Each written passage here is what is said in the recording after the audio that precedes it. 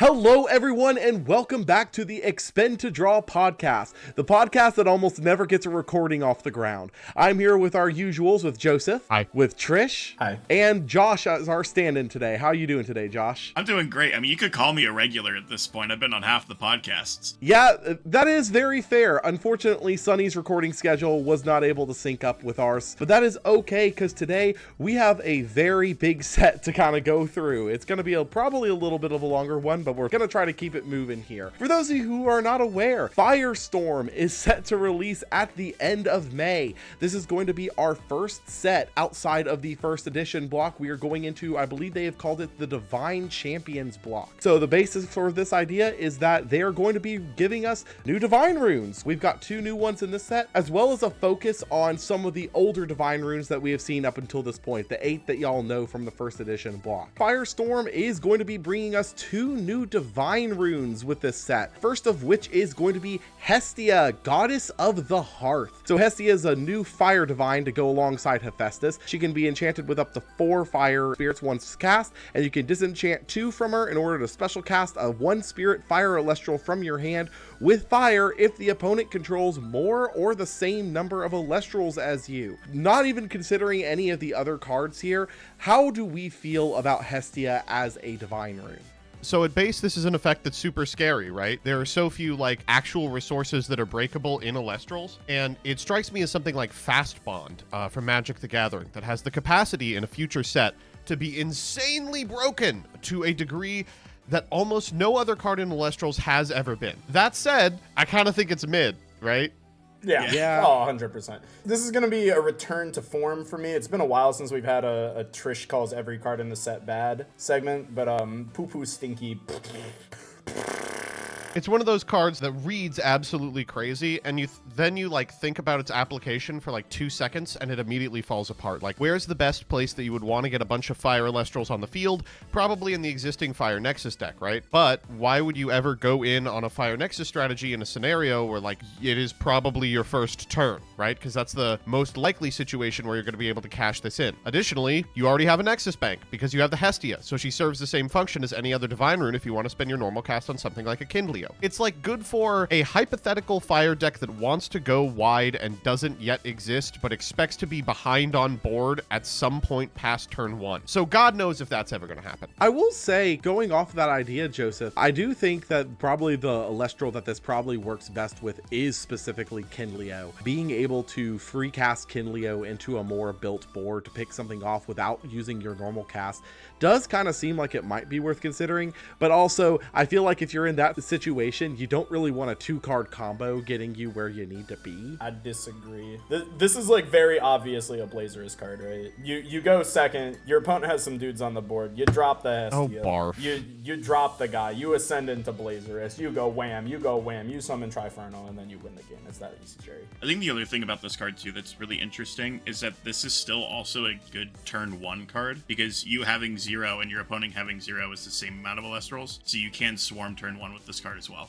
This is a card that I think will age well over time. It's not great right now, but there will be cards eventually released in the future, I'm sure, that make Hestia a lot better. Speaking of good in the future, we got Hermes. This is a new wind divine that when you cast it, he can come down with up to 4 wind spirits on him, and you can disenchant 2 wind spirits from Hermes to search and dump a wind elestral from your deck. How are we feeling on Hermes, not considering any of the champions of Hermes in the entire set? I have a question. What spirits are printed on Blizztrix? That is fair. Blizztrix does in fact have a wind spirit on it and can be dumped with Hermes. I rest my case. I would never play True! this. Truth nuke. I would never play this. Truth Blizz. nuke. Absolutely Truth not. Nuke. Nope, we're not starting. The podcast has only been going on for 7 minutes, Josh. We're not getting divorced already. I don't know. There's really no reason to talk about Hermes without talking about the 45 cards that they printed specifically to make this card good. That's fair, and we will get into those here in a little bit, but we are going to, I think, start with Champions of Hestia as our first Champions block here. Now, Champions of Hestia are kind of interesting in this regard, as rather than being one centralized theme, it does kind of feel like Hestia is being pulled in multiple directions with multiple different themes. So we're going to start with the bears side of Hestia. So first up, we got Earth Scout, Champion of Hestia. It's going to be a 1-drop fire elestral that when you special cast it, you can search your deck for a Champion of Hestia and add to your hand. We've got Majursa, Champion of Hestia. That's going to be a 3-drop fire. When you cast her, you can destroy a number of cards on the field up to the number of Ursas you control, and your Ursa elestrals get +1 attack for every fire enchanting Hestia on the board. We also do have another bear. This is kind of leaving Champions of Hestia a little bit here. In Urscote, the Champion of Khione, a 1-drop frost elestral that once per turn can lock a face down rune your opponent controls, similar to how Brumelink's was. This also can be done an additional time if you disenchant a frost from Khione. And lastly, for the bears, we've got Hibernation, a 1-cost frost invoke rune. If you control an Ursa elestral, you can take up to 2 fire or frost spirits from your underworld and either recover them or re-enchant them onto Ursa Den specifically and then draw a card. Josh, I believe you were wanting to talk about the bears here. How do we feel about this new support coming down the pipeline for them? These cards are insane. They're so good. Earth Scout and Urscote skip bad cards.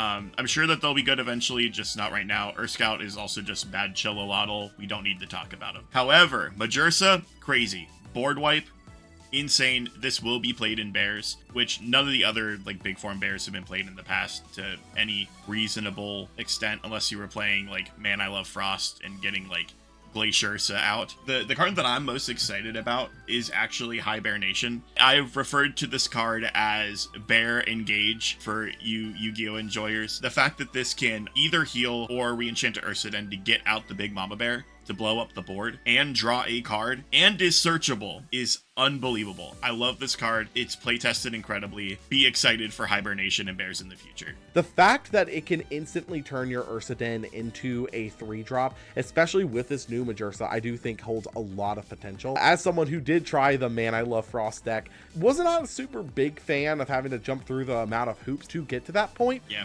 But I do think that Hibernation takes a lot of that like entry cost off of the set. So apparently the Champions of Hestia are not just bears, we're also going to be talking spiders. First up, we got Warmite, Champion of Hestia, a 1-drop fire elestral. When this Warmite receives 1 or more fire, you can target an elestral and give it -3 attack until the next turn.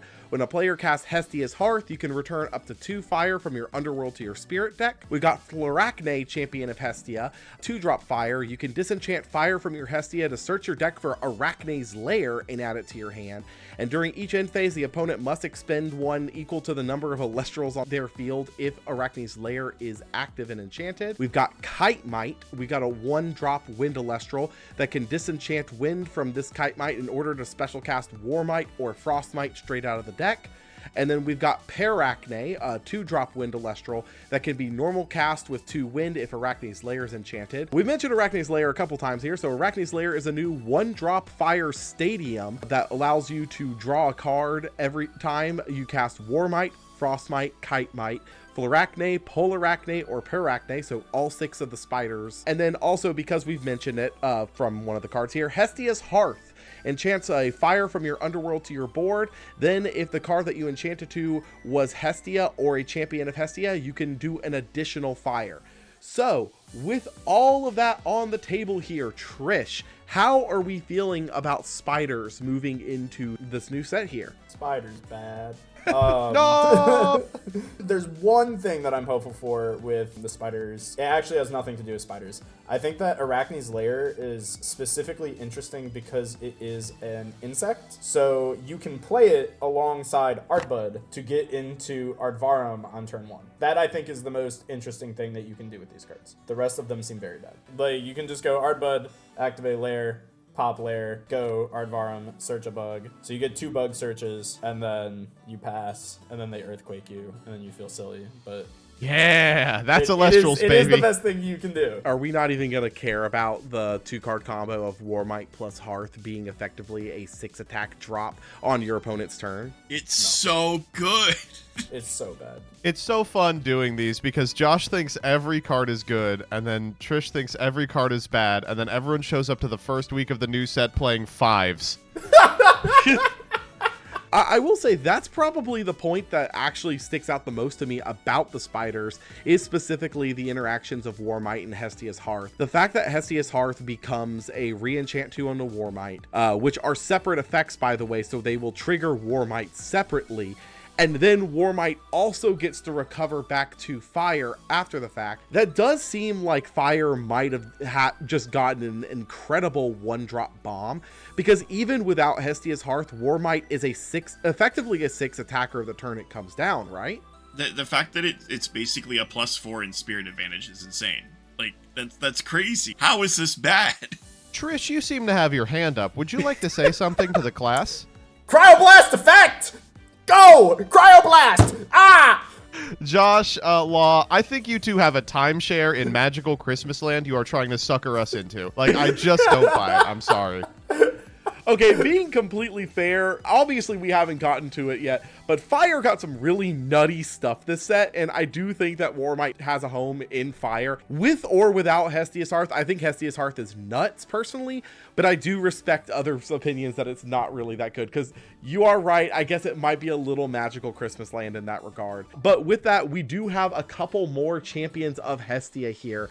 We've got Emfrix, champion of Hestia. 1-drop Fire Elestral, you can disenchant Fire from Hestia in order to add a 1-spirit Fire Elestral from Underworld to hand, and when you ascend this Emfrix during your end phase, you can special cast it back with a fire. We got Torchin, champion of Hestia, 1-drop Fire. When you cast Torchin, you can search your deck for Hestia or Torch of Hestia and add it to your hand, and just has a 1-fire Nexus effect tacked onto there. And then lastly, we've got ourselves Torch of Hestia. It's a 1-fire artifact rune that gives the Elestral its empowering +2 attack, and whenever it declares an attack, you can foretell 3 cards, and if Hestia is enchanted from that foretell, you can add a fire card you foretold to hand. Joseph, kind of bringing all the Hestia pieces together with these last couple ones, how are we feeling about Hestia specifically? So I fucking hate Emfrix. I think it's not particularly good at all. Interesting card. I love that they're just printing Treeborn Frog 2 or 3 times a set, and they haven't figured out a way to make it good yet. Let's talk about Torchin. Torchin is really interesting. This card I do like a lot. I appreciate that they are kind of deviating from the existing design of Elechik. I think that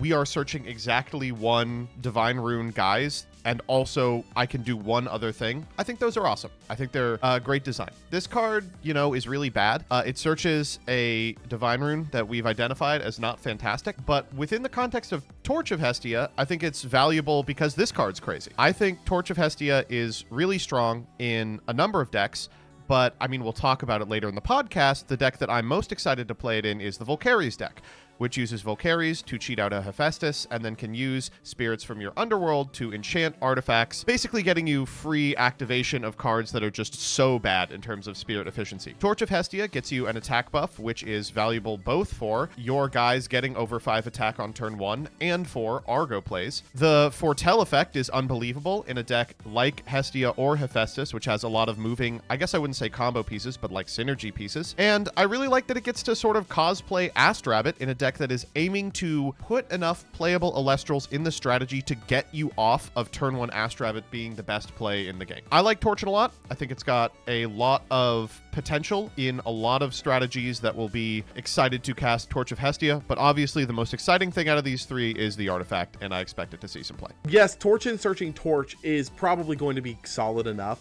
but Torchin search Hestia kind of feels ass backwards, because you're playing an Elestral to search a card that lets you play another Elestral if you're behind on board presence, but that Torchin probably just puts you into a position you might now be ahead on board presence, and Hestia is kind of useless at that point. The use case for this card is clearly like, you need another enabler for Kindleo. Like, you're meant to deploy it on a board where your opponent has exactly 1 Elestral. You cast the Torch and you go Hestia, cheat out a Kindleo, Nexus to the Kindleo, and then you can Nexus back to the Hestia, so you don't even have to worry about the Kindleo being too high value of an attack because it's only got 3. Like, I think that's what they designed it to do. I don't know if that's good enough for me to be, get my dick hard about it. We're going to jump into the champions of Hermes here. Starting up, we got Spy Nymph, champion of Hermes. It's a 1-drop Earth Earth Elestral. When you normal cast Spy Nymph, you can search your deck for Hermes and add to your hand, and you can disenchant Wind from this Spy Nymph in order to special ascend it into Spinosect from your hand or deck. We got Spinosect, Champion of Hermes, that when it's cast, you can return an Elestral to the hand, and when it's sent from field or deck to Underworld, you can Nexus up to 2 Wind. Carrion, Champion of Hermes, 1-drop Wind Elestral. When Carrion is sent from deck to the Underworld with your Hermes effect, you can special cast it with Wind, using winds from either Spirit deck or Underworld, so notably does get to recur those Underworld spirits again. We got Carry Off, Champion of Hermes, Wind Lunar 2-drop. You can shuffle an Elestral in your Underworld into deck. When your Carry Off is sent to the Underworld by a Hermes effect, you can target an Elestral and expend any spirits equal to the number enchanting it and destroy it. We got Cockadoodle, Champion of Hermes, 1-drop Wind Elestral.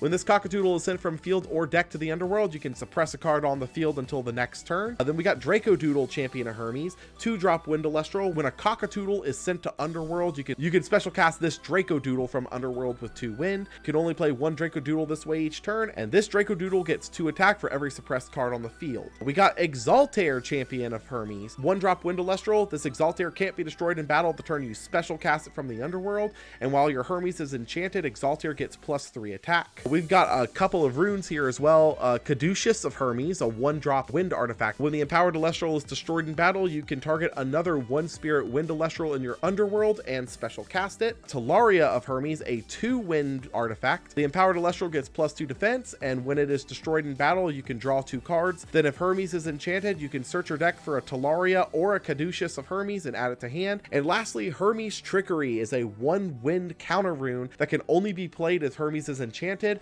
and it allows you to blow up one of your own Elestrals and special cast another Elestral from your Underworld using the spirits that were under the one you destroyed. Very clearly, rune-wise, one of those is a lot better than the other. So, kind of opening it up to the group, how do we feel about the Champions of Hermes? I don't think What, that the they're Kadoosh? super- Kadoosh! I'm positive I Anybody see the mispronounced that. Minecraft movie? That movie was Steel. awesome. Flint and Steel. Chicken Jackie. I have a really hard time trying to figure out a good payoff for this that don't just cost your entire spirit deck. Like, that is the biggest issue that I have with them. It's so expensive to dump something. They're strong as hell. Hermes is now the divine rune that does everything. It's removal, it's negation, it's board presence. It's super cool. Also, it costs 10 spirits in order to do any of those things. So, you know, I don't know. Like, it's a little difficult to be like, well, you can supplement the existing Hermes strategy by playing a bunch of cards that also incidentally send things from your deck to the Underworld, like the Blistrix Core, or like some of the cards that are powerful in that, which also cost you 10 spirits. So, I don't know. Like, in a world where you have a 40 spirit deck, like, this deck is probably unbeatable, but I have a really hard time justifying it. Kind of back on your point from Torch and Joseph, I do really like the direction of Spy Nymph specifically being able to search Hermes, because it kind of is a 1-card combo in its own way. You can play the Spy Nymph, immediately play the Hermes. Using Hermes, dump Spinosect from your deck to Nexus a Wind Spirit off your Hermes to the Spy Nymph that you originally cast, at which point you can disenchant it to go up to Spinosect from your deck and bounce, but again, at minimum a 5-spirit investment. With 2 garnets, by the way. Yeah, and that's 2 garnets as well. While I do like the idea, kind of to your point, that's extremely expensive. I don't know. That's like the coolest thing I think you can do with Hermes. I don't know. I don't think it's worth. It feels like a lot of cards in this set, they're trying to jump through a lot of hoops to do anything. I don't know how to feel about that. Hopefully there's more like support in the future that makes like the hoops smaller, but I love that they also printed the most expensive Earthquake to date. yeah, it's awesome though. You get to play a Garnet for an Earthquake. Carry Off is awesome because anytime I see a Penterror hit the board, I want to pay 5 spirits to get rid of it. You all are going to look like morons when they unban Earthquake. We're kind of all in agreement. Hermes does a lot of really interesting things, but the problem is it's just too expensive, and just, do you really want to jump through all those hoops to do the same thing that you can do by casting Earthquake? Moving into the divines that are basically getting more targeted support this time around. So it seems that they're going to be doing 2 of the first edition set divines as kind of a focus per set to get more targeted support alongside the divines that they are introducing for these sets. So this time around, it looks like we're getting the champions of Poseidon and Zeus as our focuses here. So starting with champions of Poseidon, we've got ourselves Sluggle, champion of Poseidon, 1-drop water elestral that when it receives 1 or more water with Poseidon's effect, you can special ascend this into Glaubi from your hand or deck. Glaubi, Champion of Poseidon, 2-drop water elestral. When you cast this Glaubi, you can search your deck for Atlantis or Rise from the Depths and add it to your hand. Majesty, Champion of Poseidon, we got a 3-drop water elestral here. While Poseidon is enchanted and this Majesty is an attack, spirits enchanting elestrals are water instead of their original elements, and you can return up to 2 water from your underworld to your spirit deck every turn if it is in defense position instead. We got Veritaqua, Champion of Poseidon, 1-drop water elestral. When Veritaqua receives 1 or more water in a nexus from your Poseidon, you can special ascend it into Javalantis from hand or deck. Javalantis, Champion of Poseidon, when you cast Tsunami, you can special ascend this Javalantis in your hand over one of your water elestrals, and your water enchanted elestrals deal piercing damage as long as Poseidon is enchanted. Galaxy, Champion of Poseidon, 1-drop water elestral. When Galaxy receives 1 or more water, you can swap the attack and defense of all elestrals on the board till the next turn. And then lastly, we've got Poseidon's Fury, a 1-drop water invoke that disenchants any number of water from Poseidon you control to make the opponent disenchant that many spirits from their board. So with all of this out there, Trish, how are we feeling about the Champions of Poseidon? I feel like they're really good, actually. I know I'm supposed to say all these cards are bad, but Sluggle Champion is pretty good because you can go Sluggle Champion into Old Glaubi, immediately into New Majesty, and now every card your opponent plays is misenchanted. That's pretty good. That's pretty good. And then, like, you set an Argo or something behind that. How do you beat that? All right, Josh, tell him why he's wrong. It's bad. Every time I think a card is bad, Josh thinks it's good. Every time I think a card is good, Josh says it's bad. No, I think that they're fine. I even think, like, new champion Glaubi is better than I thought it was. Like, Glaubi just reads that I am a 7/10, and that's huge. So you don't even have to go for, like, the Majesty if, like, new champion Majesty ends up being not nearly as good with, like, the Blood Moon effect as what we're expecting it. Hey, Josh, it's actually better than that. It is actually an 8/11, because keep in mind, it would be Nexus 8/11. the Spirit as well. Yeah. Hey, Josh, what actually is the out to Champion Majesty? Like, if they do that to you turn 1, how do you beat that? Other than Laurel's Earthquake. Other than Laurel's Earthquake? Yeah, like, other than Hermes, Spine Imp, Spinos. Actually, yeah. That doesn't even work. That doesn't work. No, Hermes for carry off does. Yeah, Hermes don't carry off kills it. Any divine, like the Zeus or Demeter plus a guy. Oh yeah, Zeus Demeter clears it. Earthquake, Laurel's, Lavalith, Crash. Like there are a ton of ways. And like the other thing too is like, yes, Argo and like Shield and stuff stop you from getting to kill it, but a weakness is they can't Tsunami you because everything is water. Yeah, I think the biggest downside to Champion Majesty is specifically that you have to keep it in attack position to get the skill drain effect. But in that regard, it is a very powerful floodgate. Like, the natural out that a lot of people would think is like, oh, just boom bat it, but you can't boom bat it. There's a lot of, like, really fun intricacies with that. But also Thunderstorm would out this too. Or like that is Thunderstorm true. would turn off the floodgate. And if we're expecting Divines to be very powerful, Thunderstorm is crazy. Oh, Because wait, does you have to have Poseidon have to Poseidon be out. on the board? Yeah. Oh, never mind. This card sucks. Thank you. Never mind. Yeah, never mind. I forgot that Poseidon had... I thought this card was good. I will say, looking over the Champions of Poseidon, the thing that actually has my interest the most is probably Poseidon's Fury. Basically, like, this kind of reads that, like, you can just do a board wipe in a lot of respects. And it's a modular board wipe, so you don't even have to put in all your spirits to do it. I agree. I think Poseidon's Fury is really good. Josh thinks this card's awful, but... I don't think it's awful. I think it's mid. Like, there will be formats that Fury is particularly strong. I just don't know if this will be one that... Like, if this came out in Moonrise, this card would be insane. I don't know if it'll be insane in Firestorm. I think that this is a card that, like, over time will get worse. I think, like, on release, this is going to be, like, the card that's terrorizing tournaments. Because people aren't going to know how to build, like, mid to late stage Firestorm decks day one. So people are just going to upgrade their Moonrise decks. Somebody's going to slap a Poseidon's Fury down against you, and you're going to get blown out. And you're going to be like, oh, this card's broken. So I think that this will be a very centralizing card in the early metagame. We're going to move on from Poseidon here and get into Zeus. Starting off here with Elechik, Champion of Zeus. 1-drop Thunder Elestral. When this Elechik declares an attack, you can give it 1 attack for every Thunder enchanting Zeus on the board. Griffuse, Champion of Zeus. A Thunder Wind 2-drop. If Griffuse is in hand, you can special ascend it over a champion of Zeus, but it cannot be misenchanted this way. And when you cast Grypheus, you can give all your opponent's Elestrals -3 attack for the turn. And then Voltempest, champion of Zeus, is Thunder, Thunder, Wind 3-drop. When your champion of Zeus is destroyed in battle, you can special cast this Voltempest from hand, properly enchanted, if your Zeus is enchanted and you have no remaining Elestrals. We've also got Fulgaris, champion of Zeus, 1 Thunder drop.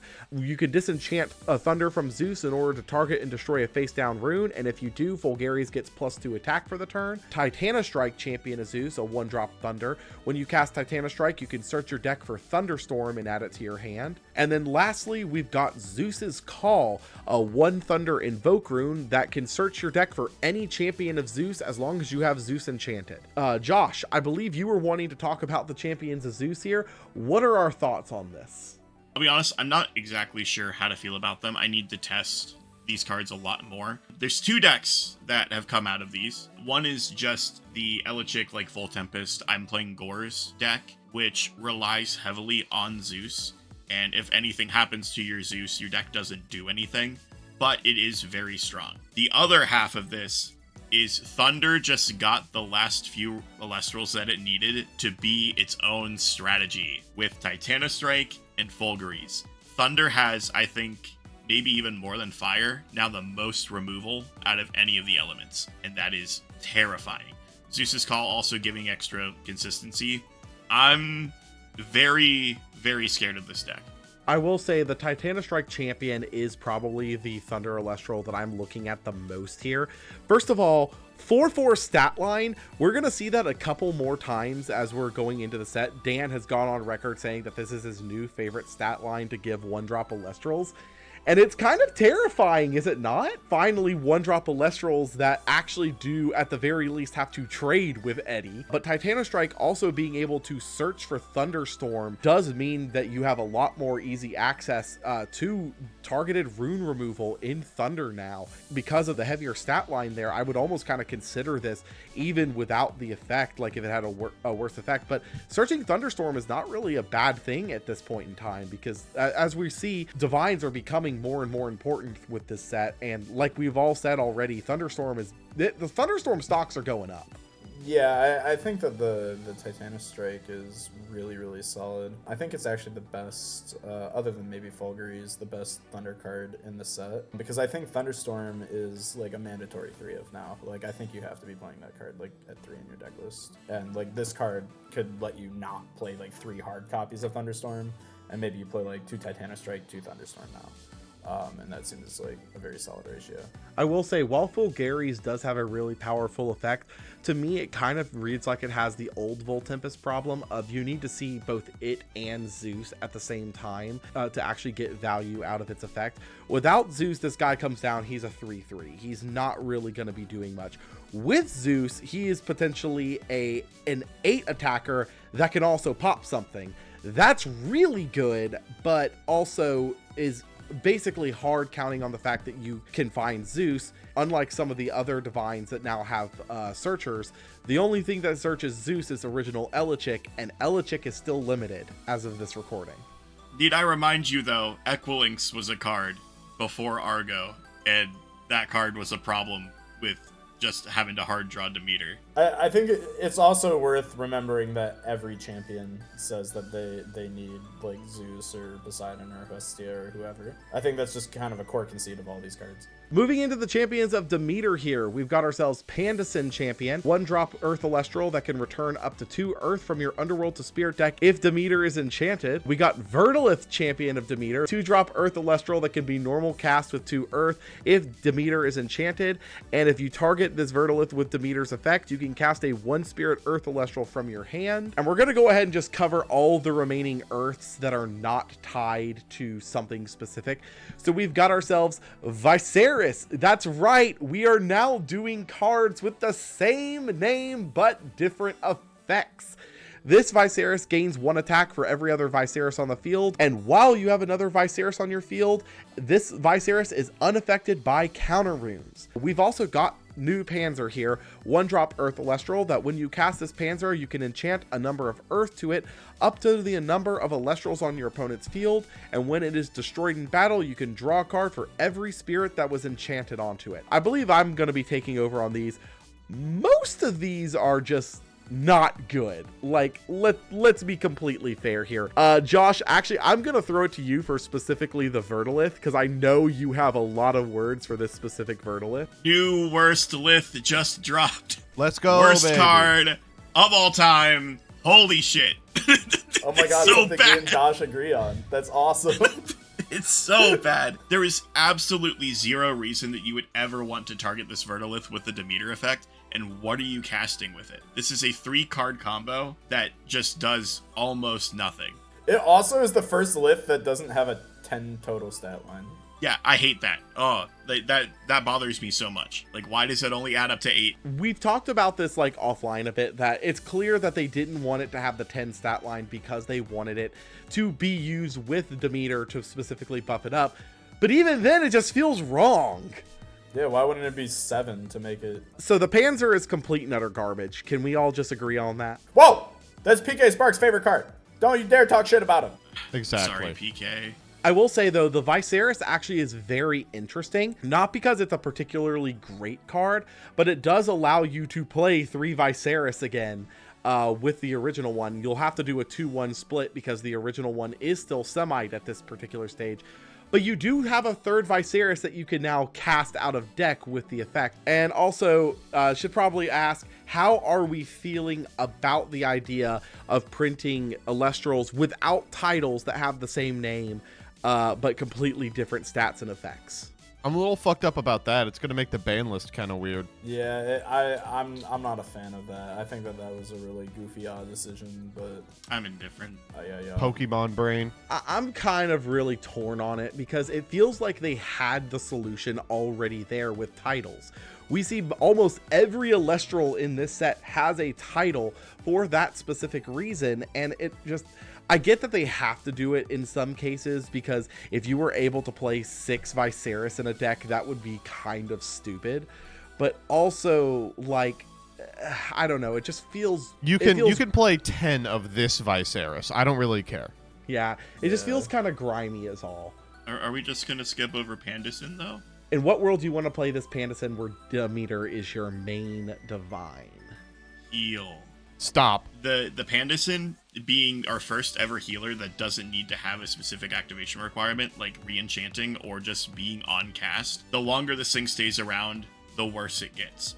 This is a thing that heal, I think, desperately wants. And if you equip like a Scythe of Demeter onto this thing, it's not going anywhere. Like, this is a 4/7 that just heals 2 every turn. And heal is going to see its divine over the course of the game because it's going to draw the game out as long as humanly possible. I think that heal in the future is going to be Pandison centric. I don't know if I'm a fan of that. More stonks for the Heal Me's deck. We're going to move into Champions of Hephaestus here. So a lot of these actually are being premiered a little bit early thanks to the Shattered Stars Ares, I think, is this month. Starting off here, we got ourselves Rumacol, Champion of Hephaestus, a 1-drop Fire Elestral. When you cast this Rumacol, you can return an artifact rune from your underworld to your hand, and it gets 1 attack for every enchanted artifact on the field. We got Scavicol, Champion of Hephaestus, 2-drop Fire Elestral. This will in hand can special ascend from one of your Fire Elestrals if you have at least 2 enchanted artifact runes on the field, and any artifacts that were empowering the Elestral you ascended over go to Scavicol instead. We got Volcaries, Champion of Hephaestus, 1-drop Fire. When you cast this Volcaries, you can search your deck for Hephaestus and add it to your hand, and while Hephaestus is enchanted, you can use fire from your underworld to play your artifact runes. We've got Anvil of Hephaestus, 1-drop Fire artifact that gives its Elestral 1 attack, and whenever an artifact is sent from your field to underworld, you can enchant the spirits from that artifact back to your board instead of just putting them in the underworld. And then Reforge is a 1-drop Fire Invoke rune that returns an artifact from your underworld to hand and spirits for that artifact's enchantment cost from your underworld to your spirit deck. So Joseph, I believe you were wanting to talk about the Champion of Hephaestus cards. How are we feeling about this? So I'll do the really bad ones first because I think we can get through those in like 30 seconds. Reforge and Rumacol are kind of the same card, They just randomly cycle an artifact rune from the underworld back to your field.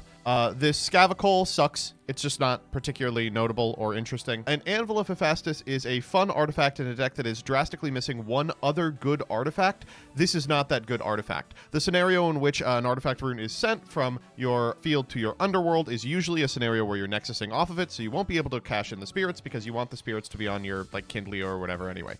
The one upside to any of these cards I think that's worth talking about is that Reforge is Ambrosia. And that individually is pretty powerful. Like that might be enough for this card to be good regardless. Obviously, we have to talk about the really strong card within these, of course, already available in the most recent Shattered Star, Volcaries. I was lucky enough to go to a local where the TO was cool about it and let me play this, and I got to play it against some of the existing Moonrise meta, and I gotta say, this deck is quite strong. It's pretty interesting.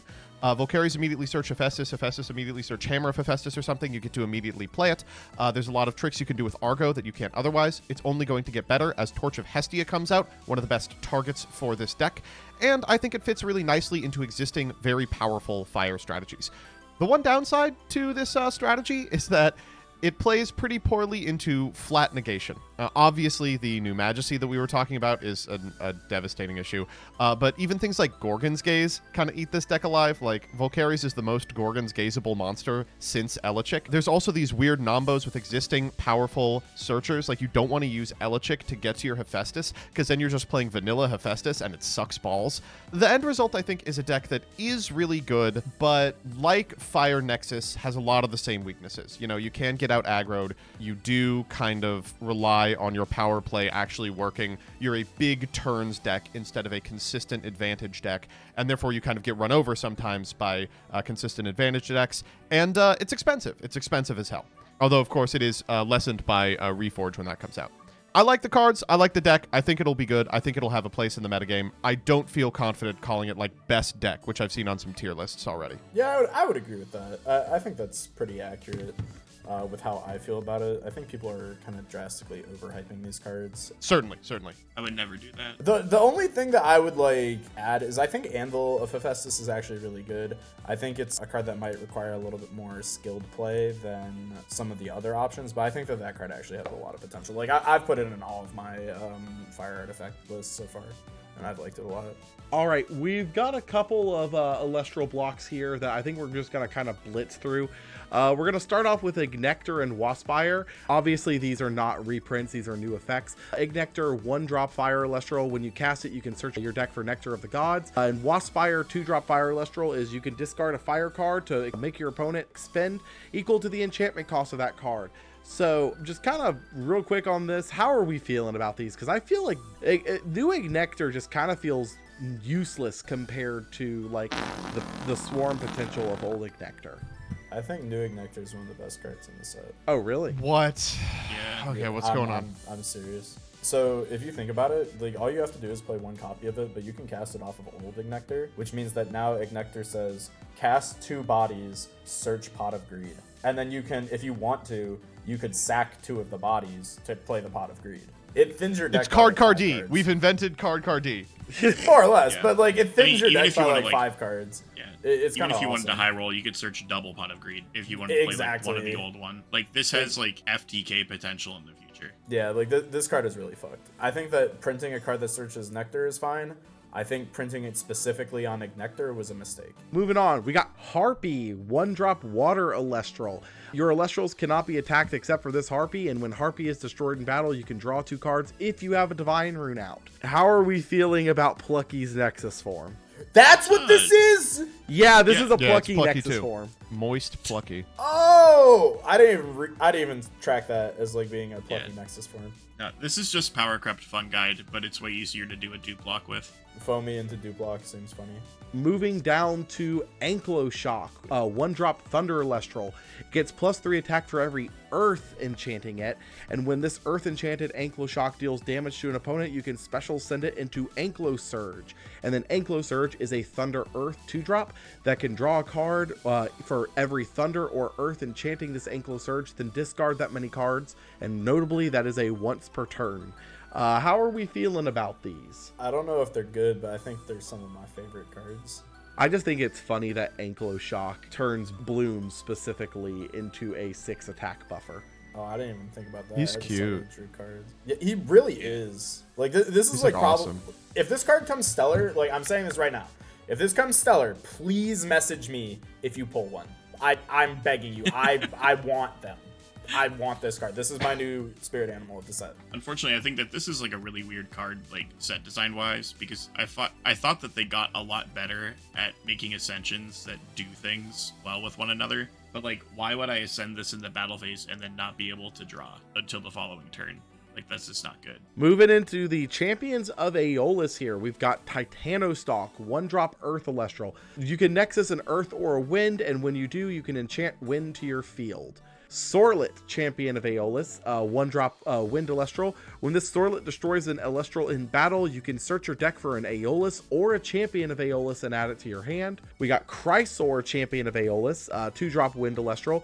This Chrysor in your hand can special ascend over your Sorlet with Wind during your battle phase if that Sorlet destroyed an Elestral in battle this turn. And then we've got Galaxair, champion of Aeolus, 1-drop Wind Elestral.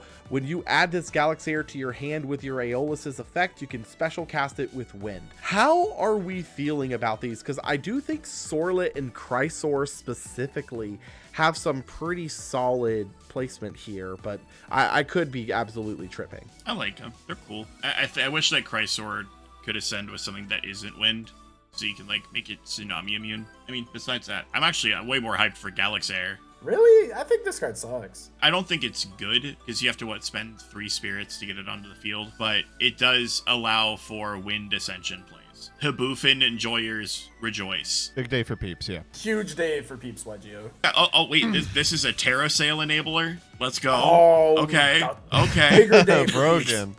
Oh my god. But this is a great thing for anybody that's trying to do Ascension plays in Wind, which have been historically terrible.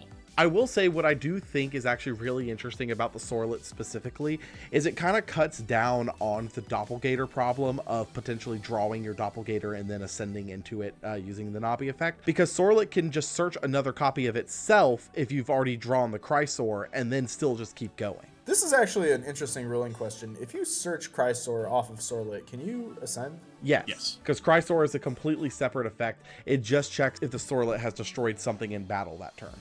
Yeah, I think what's interesting about the Chrysor, and we were just talking about in Kylo Shock too, is I think that there's a potential. I don't think it would be good, but like a deck that exists that's just all double attackers. It's just like you play Nabi Doppelganger, you play like Sorlet Chrysor, you play Kylo Shock, and it's just dudes who get to attack again. I could honestly see it. I do think that Shock probably doesn't fall too much into that category just because it has such a low basic attack stat. But yeah, I do think that there is probably potential for that in the future. Maybe even that something like that gets integrated into 5s. Like I can see a future where we see like the 5s variant that's already using the Nabi line just kind of also integrates the Sorlet line into it. Play Sorlet, Hydrake, and Nabi with 3 Hurricane. Let's go. Yeah. That'd be fun. And in Kylo Shock. Yeah. There we go. And then you play both Zeus and Demeter at like 3. Moving kind of down the list here, we've got ourselves a new Nimbug, Charcoon, and Flammomoth line. We got Nimbug, 1-drop Wind Elestral that when normal cast searches your deck for Feloy Forest, a Charcoon, or a Flammomoth. Got new Charcoon, which is a Wind Fire 2-drop.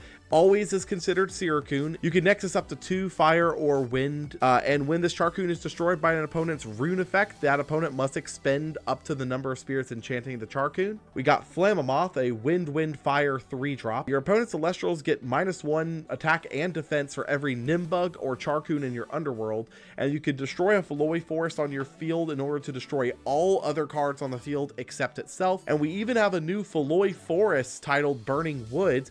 It's a 1-drop Fire Stadium, saying that opponents must expend 2 in order to play Stadium runes.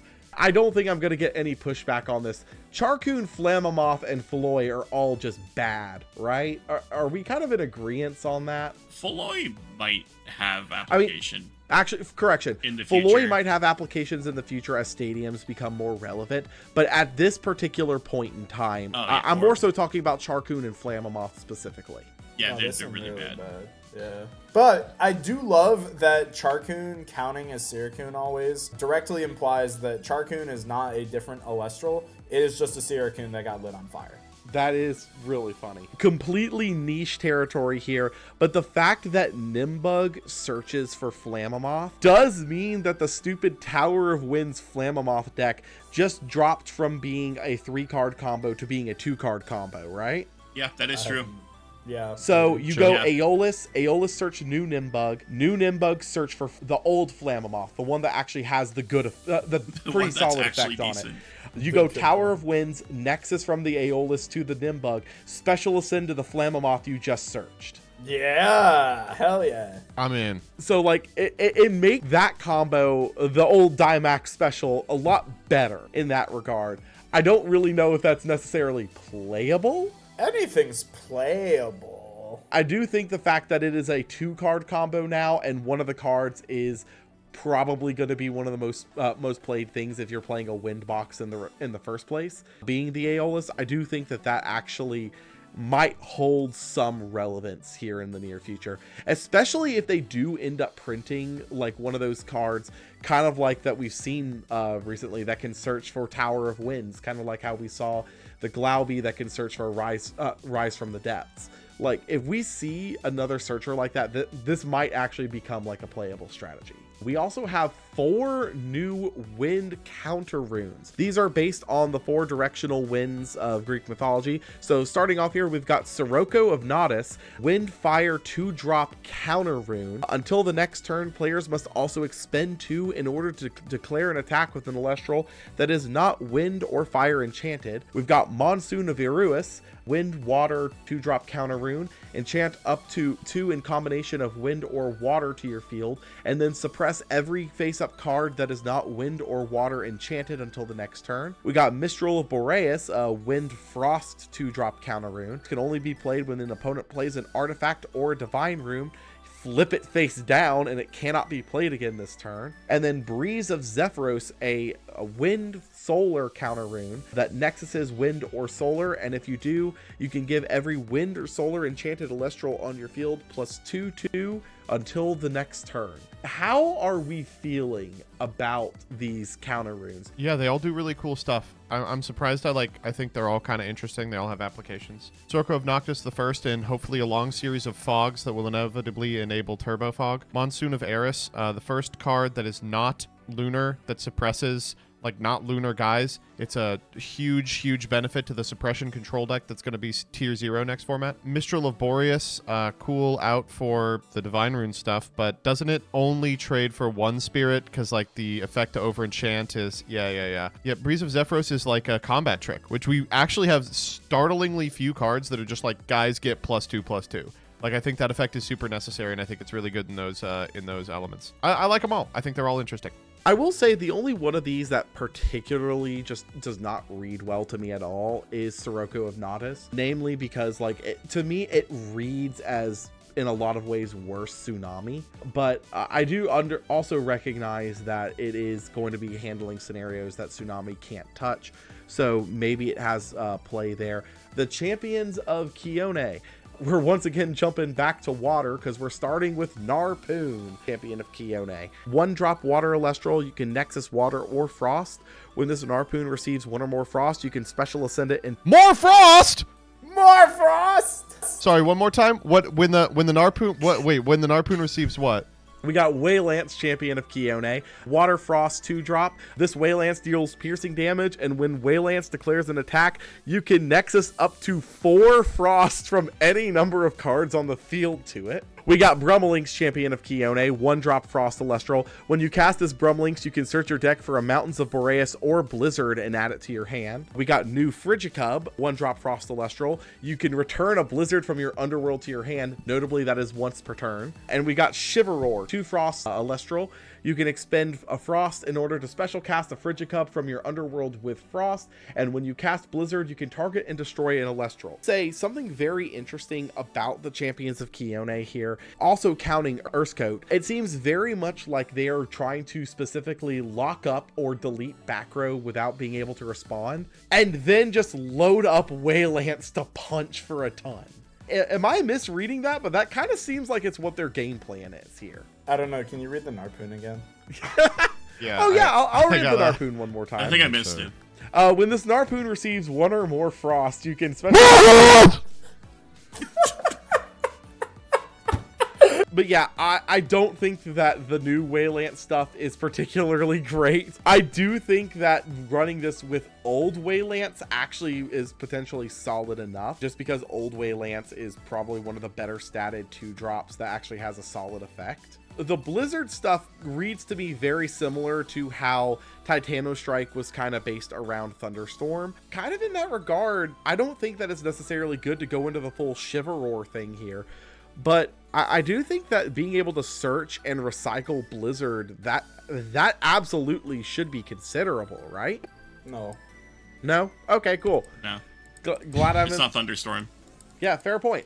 All right, we got Bunnix, 1-drop Frost Elestral. You can expend Frost in order to search your deck for up to 2 Nixamera and send 1 to the Underworld and add the other to your hand. Nixamera Risen Form, Frost Solar, 2-drop.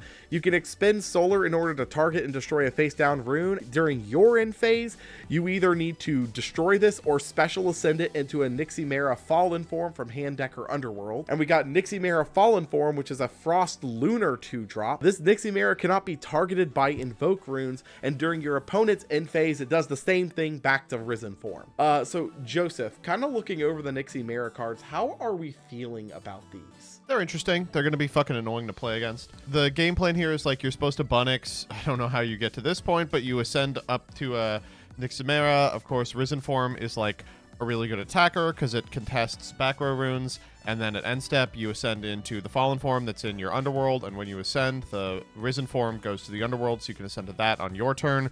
While it's in Fallen Form, it's really hard to get rid of because it has a big ass and it's untargetable with Invoke runes. It's a cool playstyle. Like on your opponent's turn, it's Darmanitan, right?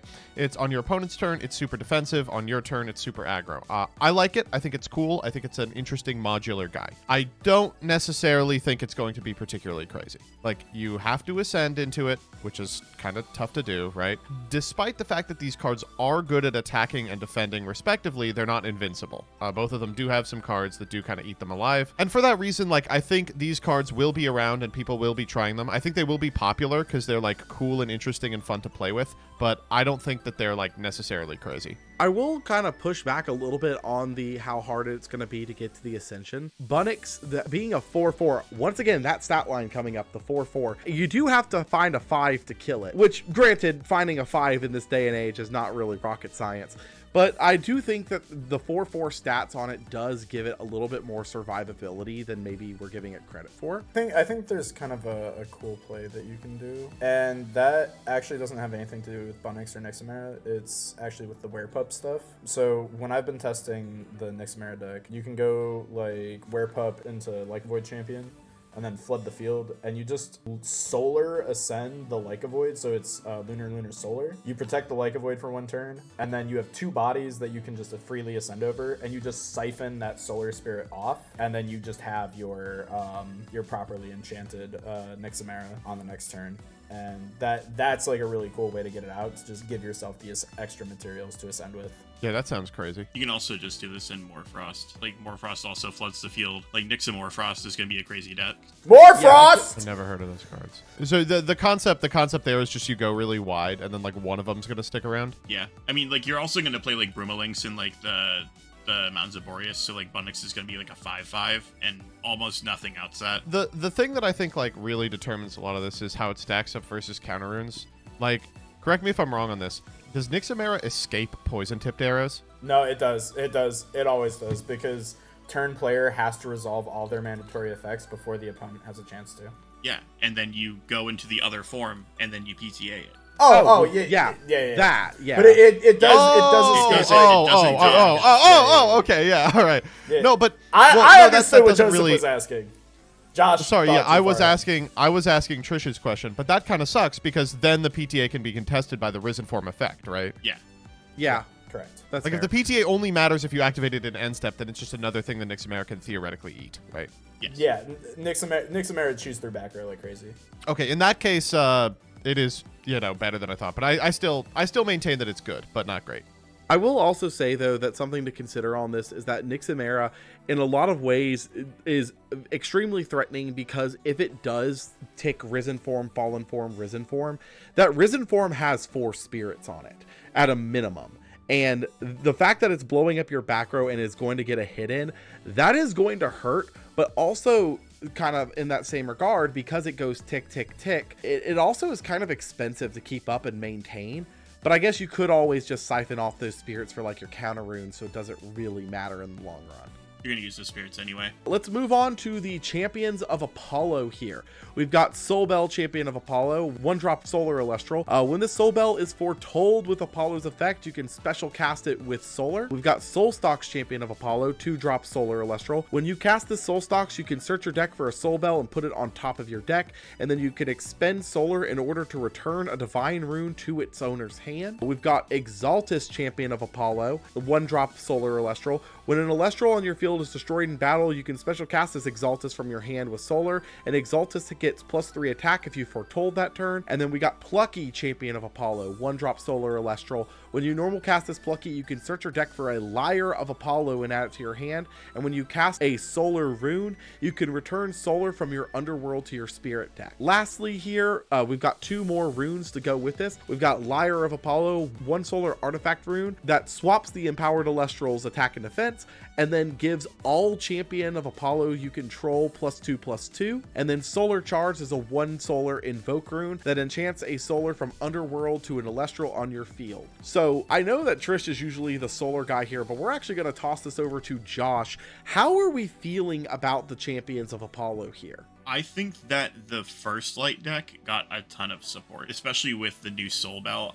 I'm not super concerned about the new Soul Stocks. That card is bad, but being able to special cast additional Elestrals and swarm the board is something that Solar desperately needed. The other deck that got a lot of support in this is Phosphocell with Solar Charge. Being able to trigger like the Larvacell to do the Anisel and the Phosphocell line is really important, and that just lets you turbo out those cards a lot faster. Lyre is also just really ignorant. It makes Argo a lot better in all Solar decks.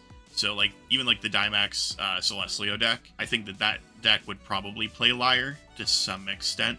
Maybe, I'm not super sure, but it gives them more options for Argo plays in the future, especially if it's like a good searchable card, and Plucky's annoying. I will say Plucky is hilarious in my opinion. The fact that Plucky is effectively a 5/3, if you're playing it past turn 1, it effectively costs 1, because the 1 spirit that you're putting into the Lyre also gets recovered by Plucky's effect.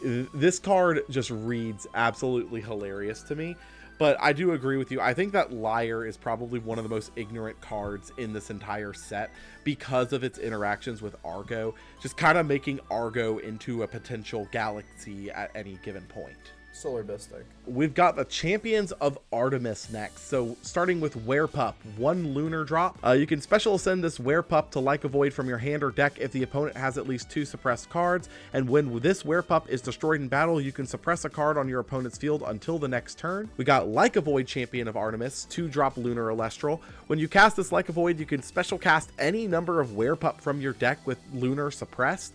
You can destroy a suppressed Elestral on your field to destroy a suppressed Elestral the opponent controls as well. We got Pandalence, Champion of Artemis, 1-drop lunar. When 1 or more Elestrals become suppressed, or when a player plays an Elestral suppressed, the opponent must expend. You got Specteris, Champion of Artemis, 1-drop lunar Elestral. This Specteris can be special cast from your hand with lunar if the opponent has at least 1 suppressed card. Trish, I know you're more excited to talk about these. What are we feeling about Champions of Artemis? Death, despair, agony, frustration. They're actually not very good. They're actually pretty bad. No, shut the fuck up, Joseph. These cards are broken. He's like so clearly broken. Oh my god. So I've played a bit of Firestorm. Like I've started testing Firestorm. And here's a fun statistic. 100% of all games played in my Firestorm testing has been decided exclusively by who draws Werepup first. And we're talking original Werepup, right? Yeah. Oh yeah. Moonrise Werepup. You don't even play the champion Werepup. It's literally just the power of just going like a 1-card combo Werepup into Like a Void, ascend during the draw phase so they can't even cryoblast you, and then just flood the board with like 5 spirits worth of dudes, and then back it up with any counter rune is just disgusting at this point in the game's like cycle. There's no deck that comes back from that. Even if you have a deck that's like scary and can like do scary stuff, all it takes is like one Gorgon's Gaze or like one shield, and now suddenly you're eating like 5 to the face and I have 4 Elestrals. Like, even if you can deal with the board, you're gonna have to use so many resources to do it that when it comes back around to my turn, you're not gonna have resources to deal with the next thing that I do. And it's really messed up. Like, these cards are disgusting. Kind of quickly talking about this here, because I've seen a lot of theory on this particular card, I do want to throw this over to Josh. How are we feeling about Specterus Champion in the Antitan deck?